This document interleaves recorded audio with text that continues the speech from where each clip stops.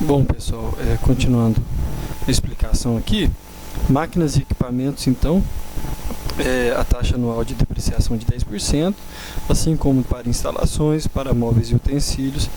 Já veículos, nós temos uma taxa de 20%, assim como sistemas de processamento de dados, também 20%, ou seja, eles têm um valor contábil zerado ao final de 5 anos. Para empresas que trabalham com 2 turnos, né, essas taxas aqui são multiplicadas por 1,5, certo? Então, por exemplo, máquinas e equipamentos, instalações, móveis e utensílios teriam uma taxa de depreciação anual de 15%. E para empresas que trabalham com 3 turnos, né, essa taxa anual é duplicada. Ou seja, bens imobilizados que trabalham por mais tempo durante um mesmo dia, claro que eles vão perder sua capacidade de geração de valores mais rápido. Por isso que temos esses coeficientes, certo? Bom, agora a diferença entre despesa e custo, né? Vamos ver. Observação, matéria a ser mais detalhada em contabilidade de custo, né? Nós temos as atividades empresariais e áreas dentro da empresa. Aí os conceitos vão mudar, vão se diferenciar de acordo com o tipo de empresa, se é indústria, comércio, serviços, né? Se são áreas dentro da empresa, pode ser área comercial, industrial, administrativa. Custo, pessoal. Custo é todo aquele valor que o empresário investe e que ele será incorporado no produto que será vendido ou no serviço que será prestado, certo? Então, se nós temos a produção de botinas, por exemplo, né, o que será custo? Será o gasto investido na aquisição das matérias-primas, o valor pago para os funcionários que lidam com a produção, né? Isso não estou falando dos valores gastos com administração, os valores comerciais, falando dos gastos para a transformação do produto, né? E além disso, os outros gastos como consumo de energia, né? O aluguel do imóvel onde funciona, porque sem essas coisas é impossível a execução, a transformação da matéria-prima no produto final. Então, a indústria são os gastos de industrialização do produto. No comércio, são os gastos relativos às mercadorias para revenda. Principalmente, o que a gente chama lá, né, o CMV, custo da mercadoria vendida, é o valor que foi investido na aquisição dos produtos. Ou seja, aquele valor que o empresário, por exemplo, que tem uma loja de calçados, né, ele compra da fábrica os calçados e aquele valor fica registrado em nota fiscal. Aquele valor é o valor do custo para ele, porque ele só vai comprar aquela mercadoria e revender no varejo, não é verdade? Então, aqueles valores gastos para a aquisição das mercadorias que serão revendidas serão o custo no comércio. E nos serviços, os gastos na execução dos serviços, né? Por exemplo, se a pessoa é um encanador, os gastos necessários para a consecução do seu serviço, como o gasto com combustível, né, ou gastos com os materiais que serão incorporados no serviço, tudo isso significa um custo para o encanador. E o que é despesa? Por exemplo, gastos no escritório, gastos com limpeza, gastos no setor administrativo, gastos no setor comercial, tudo que foge da confecção do produto, da compra para a revenda do produto e dos gastos relativos à prestação de serviço. Todos os outros gastos necessários para a atividade funcionar são classificados como despesas, certo?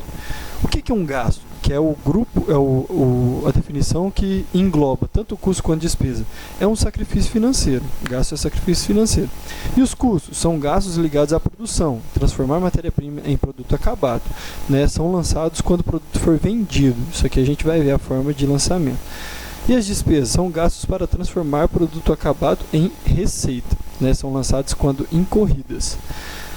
Bom, isso daqui a gente estuda melhor quando faz os exercícios lá na segunda parte da disciplina, mas guardem essa informação. Custos são lançados quando o produto for vendido e as despesas são lançadas quando forem incorridas. Aqui a gente tem alguns exemplos, né? Conta pessoal. Pode ser tanto custo, que é aquela mão de obra que lida diretamente por exemplo, na indústria, com a transformação dos produtos, né?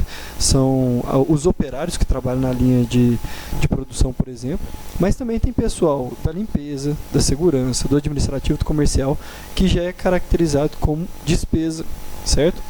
Matéria-prima, toda matéria-prima é caracterizada como um custo, né? Mercadoria adquirida para revenda também.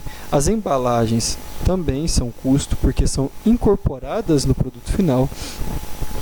Gastos com manutenção são custos se são manutenções em, por exemplo, máquinas que transformam o produto, mas também pode ser despesas se é manutenção, por exemplo, em computadores, manutenção predial, né, que não tem relação direta com a área produtiva. Aluguel também pode ser classificado como um custo e uma despesa. Marketing, comissão de vendas já são apenas despesas, porque envolve uma área comercial, administrativa e não a transformação do produto em si, né? Fretes de entrega também pode ser tanto custo quanto despesa, né? Limpeza pode ser, aliás, é classificado como despesa, mas aqui não tem o campo para a gente colocar o xizinho, né? E a DRE? O que é essa tal da bendita DRE? É uma demonstração dedutiva. A gente vai ver que ela tem uma organização vertical, ou seja, os valores começam a ser lançados de cima para baixo. A gente lança as receitas e a partir dela vai deduzindo valores de dedução sobre venda, custo e despesa, até apurar o imposto de renda e o lucro líquido. A gente vai ver qual é o conceito da receita bruta e suas deduções, apuração do lucro bruto, custos das vendas, lucro operacional, lucro e imposto de renda e o lucro líquido é sua destinação. Bom, quando a gente apura o resultado do exercício, o DRE, como ele vai ser lançado no balanço patrimonial? Dentro dessa conta, lucro do exercício, certo? Que fica no patrimônio líquido, porque o lucro pertence aos proprietários da empresa. Demonstração dedutiva, sentido vertical. A partir do lançamento das receitas, a gente lança os custos e as despesas deduzindo, ou seja, subtraindo, né? Bom, representa o confronto entre as receitas e as despesas da empresa num determinado período de tempo. O lucro é compatível com a aplicação? É melhor realizar a atividade comercial ou aplicar no mercado financeiro? Bom, serão indagações que serão respondidas a partir da análise dos valores gerados a partir e representados na demonstração do resultado do exercício. Bom, para micro e pequenas empresas, nós temos uma DRE simples, essa aqui da esquerda, né, que são lançadas apenas receitas, menos despesas e a gente chega ao lucro e prejuízo. Para médias e grandes empresas, nós temos uma DRE completa, que tem receitas, deduções, custos e despesas. A gente diferencia essas três categorias aqui, deduções, custos e despesas. Aqui, pessoal, está uma representação escrito bem petitinho aqui. Nós temos uma estrutura de DRE bem completa, né? Começando com receitas brutas de vendas, logo em seguida é uma regra, vir as deduções sobre vendas, que são as vendas canceladas, descontos incondicionais, devoluções de vendas. Logo depois, outro tipo de dedução sobre as vendas, que são os impostos sobre vendas, por exemplo, ICMS, ISS, PIS/COFINS, certo? IPI também. E receita líquida de vendas, menos custo dos produtos vendidos, que pode ser o lançamento, né, o CPV, que isso aqui é mais para a indústria, e custo da mercadoria vendida, que é a sigla para o comércio, CMV. Após retirados essa categoria de custos, nós chegamos ao lucro bruto. A partir do lucro bruto é que nós vamos lançar os valores de despesas. Aí nós temos as despesas operacionais, despesas comerciais, despesas administrativas, despesas tributárias, mais outras receitas operacionais, menos outras despesas operacionais, né? Menos ou mais resultado do investimento em coligadas e controladas. Isso aqui a gente vai vendo ao longo da disciplina. A gente chega ao resultado antes das despesas e receitas financeiras, né? Que no livro que a gente utiliza, do Marion, elas são classificadas também como operacionais. Então, as despesas financeiras e receitas financeiras vêm aqui junto com as operacionais. É igual ao resultado antes dos tributos sobre o lucro. Quais são os tributos sobre o lucro? Imposto de renda à pessoa jurídica e contribuição social sobre o lucro líquido. Deduzido esses valores, que a gente vai calcular a partir do resultado antes dos tributos sobre o lucro, nós chegamos ao resultado líquido das operações continuadas, as operações da empresa, né? E aí a gente tem o resultado líquido após os tributos das operações descontinuadas, resultado líquido de baixas de ativos e mensuração do valor justo, para chegar ao resultado líquido do período. Bom, pessoal, a gente chega até essa variável aqui, ó, resultado líquido das operações continuadas, a gente determina, né, por a gente não trabalhar com essas duas últimas classificações aqui, a gente já determina que é o resultado líquido do período, após a retirada do imposto de renda e contribuição social sobre o lucro líquido. Bom, então a gente falou da DRE. E a demonstração de lucros e prejuízos acumulados? Qual que é a estrutura dela? Bom, então a gente está falando de lucros e prejuízos acumulados. O que a gente vai lançar? Saldo no início do exercício. Saldo de quê? De lucros e prejuízos acumulados.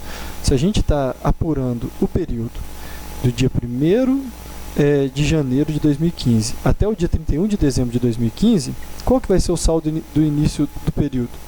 Vai ser o saldo que eu herdei do dia 31/12 do ano anterior, que é o ano de 2014, certo? O valor fechado em lucros e prejuízos acumulados lá vai ser o meu saldo no início do exercício.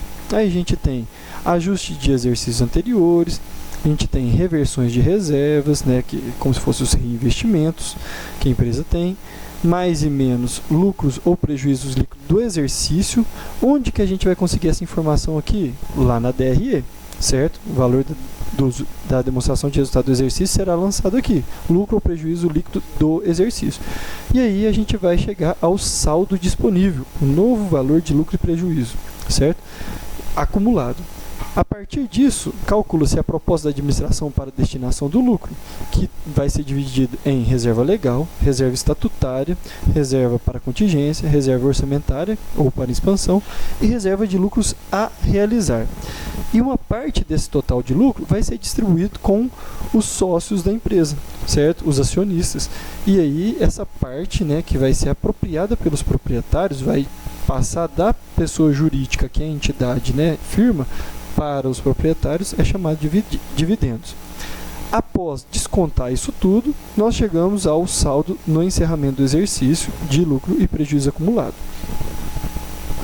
E agora vamos ver as classificações de reservas, né? Nós temos que a reserva legal é o quê? Do lucro líquido do exercício, 5% serão aplicados antes de qualquer destinação na constituição da reserva legal, que não excederá 20% do capital social.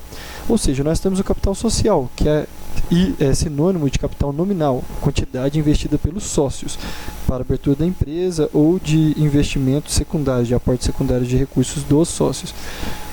O que a gente vai fazer? Todo exercício social, quando apurar o lucro, 5% desse lucro vai ser somado a uma reserva que é chamada reserva legal, certo? A gente vai acumulando na reserva legal até chegar a 20% do capital social. A partir, quando chega esses 20%, a gente não precisa constituir mais reserva legal, certo? Aí a gente vai dar outras destinações ao lucro. A reserva legal tem por fim, qual que é a finalidade, o objetivo? Assegurar a integridade do capital social e somente poderá ser utilizada para compensar prejuízos ou aumentar o capital. Ou seja, essa reserva, ela é uma obrigação legal, certo? É de legislação que toda empresa constitua, certo? É como se fosse um fundo de investimentos de emergência que a empresa vai ter lá. Se ela tiver lucro, ela vai tirar da reserva. Se ela tiver prejuízo, aliás, ela pode transformar a reserva legal na compensação desse prejuízo, ou então aumentar o capital. Isso para quando ela tiver interesse em aumentar seu porte, né? E quais são as reservas estatutárias? São as reservas previstas no Estatuto da empresa. O Estatuto é o termo de criação da empresa, né? Se for uma empresa de capital fechado, nós temos o contrato social. Se for empresa de capital aberto, nós temos o Estatuto da empresa, certo? O Estatuto Constituinte da empresa. Se o Estatuto estiver falando que tem que ter uma reserva a partir de toda apuração de lucro, a gente forma essa reserva estatutária. O Estatuto deverá criar reservas desde que, para cada uma Indique de modo preciso e completo sua finalidade. Era para futuras expansões, é para reinvestimento, é para investimento em pesquisa e desenvolvimento, é para o quê? Né? E 2, fixe os critérios para determinar a parcela anual dos lucros líquidos que serão destinados à sua constituição. 1%, 2%, essa daqui não é uma obrigação legal como a reserva legal, né? É o estatuto da empresa que vai reger, que vai dizer, né? E 3, estabeleça o limite máximo de reservas, ou seja, não vai ser acumulado enquanto a empresa funcionar. Ela vai ter um teto, por exemplo, até chegar a 10% do capital social. Pode ser um exemplo. Ou até chegar a R$1 milhão. Outro tipo, reservas para contingência. O que são elas? Né? É parte do lucro líquido destinado à formação de reserva com a finalidade de compensar em exercício futuro a diminuição de perda julgada provável cujo valor possa ser estimado. A proposta dos órgãos da administração deverá indicar a causa da perda prevista e justificar com razões de prudência que a recomendem a constituição de reserva. Por exemplo, a empresa está sofrendo um processo na justiça por um derramamento de combustível em leito de rio e ela prevê que vai receber uma multa no futuro. Então, para que não haja um grande desfalque no momento em que a empresa for multada, ela já previamente pode formar uma reserva de contingência, certo? Ou então a empresa demitiu muitos funcionários e está sofrendo processo trabalhista e ela prevê que vai ter perdas, né, derivadas desse processo trabalhista. Então ela pode formar essa reserva de contingência. É como se eu fizesse uma poupança já sabendo para que ela vai ser utilizada no futuro, né, que é uma diminuição ou perda provável, que se diz aqui, né, uma causa trabalhista, uma multa ambiental, uma multa, por exemplo, dos fiscais de imposto de renda, por exemplo. E reserva orçamentária são parcelas do lucro que poderão ser retidas para a expansão da empresa quando previsto em orçamento de capital aprovado pela Assembleia Geral. O orçamento submetido pelos órgãos da administração com a justificação da retenção de lucros proposta deverá compreender todas as fontes de recursos e aplicação de capital fixo ou circulante e poderá ter a duração de até 5 exercícios, salvo no caso de execução por prazo maior do projeto de investimento.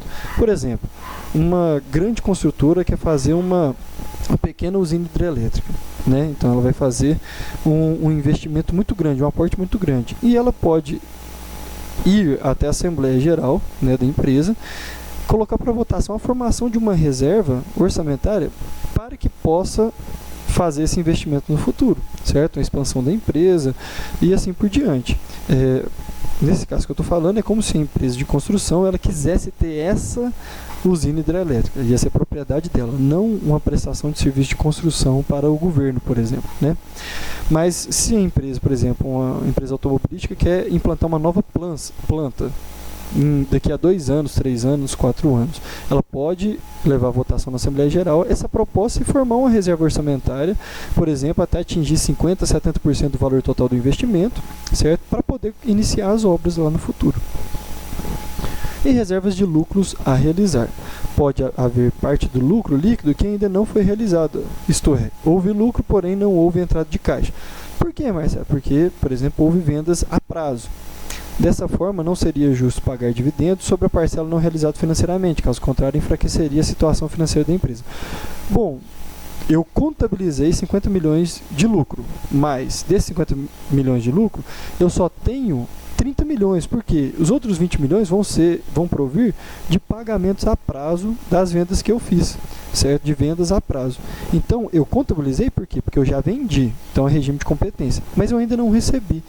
Se eu fizer a distribuição proporcional a esses 50 milhões contabilizados, né, para dividendos, por exemplo, eu vou ter um desfalque maior proporcionalmente do que a disponível, que são apenas os 30 milhões. Por exemplo, vou distribuir 10% do meu lucro líquido, que é 5 milhões de 50 milhões, né? Só que eu só tenho 30 milhões. 5 milhões proporcionalmente para 30 milhões é maior do que 5 milhões para 50 milhões. Então, há uma situação financeira mais enfraquecida quando isso acontece. O que são os dividendos? É parte do lucro que se destina aos acionistas da empresa. Dividendo por ação é a divisão do montante daquilo que é dividido, por exemplo, os 5 milhões, né, a distribuir no ano pelo número de ações em circulação que é formado no capital social da empresa. Se a empresa tem o seu capital social dividido em 100 milhões de ações e é distribuído 5 milhões em reais, a gente vai pegar esses 5 milhões e dividir pelos 10 milhões de ações, certo? Bom, e qual que é o roteiro contábil? Nós temos aqui, primeira parte aqui do lado esquerdo superior, né? A DRE, a gente apura o resultado. Da apuração do resultado, a gente transfere esses valores para a demonstração de lucros e prejuízos acumulados.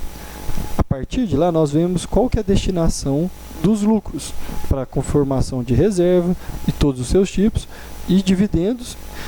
E aí a gente transfere para lucros acumulados, dividendos, canalização de lucro retido, né, pelos investidores. E esses valores vão ser representados lá no patrimônio líquido da empresa, certo? Pronto, pessoal. Muito obrigado.